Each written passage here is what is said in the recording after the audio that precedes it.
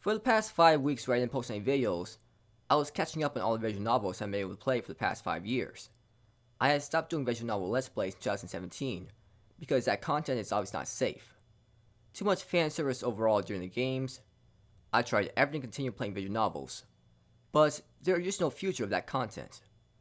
Even something as an anime girl with big breasts would cause problems. So in 2018, I started doing anime reviews, and ever since then, I just didn't have much time to play any visual novels. From mid-July of this year to the end of August, I have played over 100 visual novels that had English translation, and finished around 25 of them. The amount of time it takes to finish a visual novel varies. It could take 5 hours to finish a visual novel, it could take 2 days, or even a week. So you can understand why it took such a long time to catch up with all the visual novels I missed out on for the past 5 years. I have played great visual novels such as Dona Dona. The fact though that I only finished only around 25 visual novels out of over 100 visual novels is very telling. There are just so many boring and generic visual novels out there. I like visual novels, but it suffers the same problem as anime in terms of creativity. The visual novel industry refuses to change and adapt. It has just stuck to the same formula that it started out with, and that just isn't good enough anymore. It is just getting repetitive and predictable at this point. Over 50% of the visual novels I played were comedic slice-of-life visual novels that later had drama. The setup is very cliche by now. Basically, the main character goes to school and gets closer to 4 or 5 girls at his school. He learns more about their personality and their life. The protagonist is usually a goofy protagonist that tries to be funny. The girls seem attractive and perfect at first, but you end up seeing their goofy and funny part of their personality. The visual novel is filled with comedic slice-of-life scenes for at least the first half of the game, and then the second half is mostly drama. Sometimes the drama is not that serious, but other times it is very heavy drama. I pretty much played all the good translated visual novels, so I know all the dramatic scenarios by now.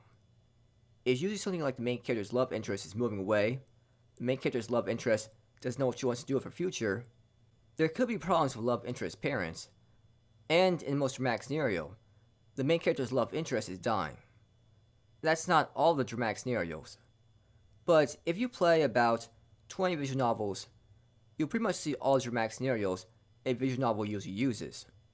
Not only that, it's just the same repetitive characters being used. You have the quiet, nice, shy girl, the supportive childhood friend, the sister that cares a lot about the main character. You have a cold female character that doesn't talk to anyone, and of course, there will be that one typical tsundere girl that acts rude towards the main character. There will almost always be a childhood friend or a sister in a visual novel.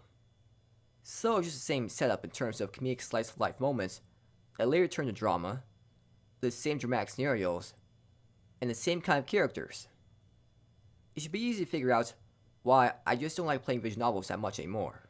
Throughout those 5 weeks, however, there was a visual novel that stood apart from the rest of the visual novels in terms of having a great story. That visual novel was Kara no Shoujo. Any major visual novel fan should recognize that game.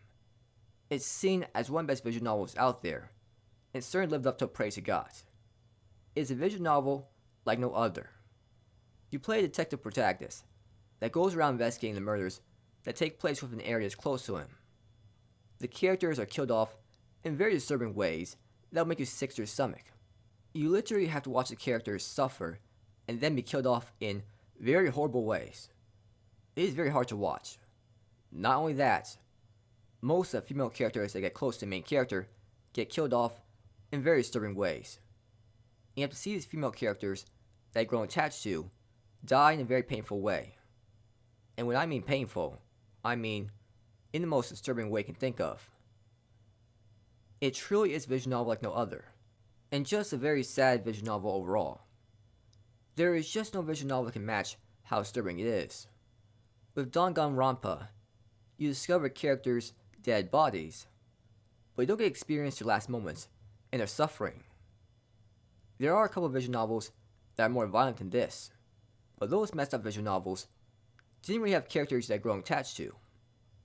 This visual novel had the perfect balance of disturbing scenes and characters you care about. You can see why I liked it a lot. It was unlike anything seen before. The only problem with this visual novel is that the gameplay is absolutely terrible. It was like a worse Danganronpa in terms of investigation.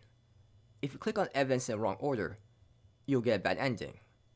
If you didn't click on certain evidence a certain amount of times, you'll also get a bad ending. Basically, you have no choice but to read a walkthrough, and that just makes it so boring. Despite that, it was still one of the best visual novels I've ever played, and just brings up the question of, why can't there be more visual novels like this?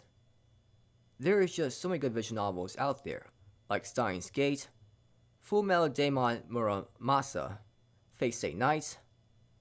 I don't understand why the visual novel industry keeps reusing the same formula of comedic slice-of-life visual novels that later turn dramatic. The idea has been done hundreds and hundreds of times. It's just not enjoyable to see the same kind of setup anymore. Even more visual novels like this will be translated in the near future. I just don't understand how you can't be sick of it by now. Being repetitive is never a good thing. Doesn't matter if it's the anime industry, the visual novel industry, or even the video game industry. Look how people react to Battle Royale games now. People look at it in a negative way. The reaction is basically, oh great, another typical Battle Royale that'll be similar to previous Battle Royale games. Sometimes you just have to take a risk and try something new.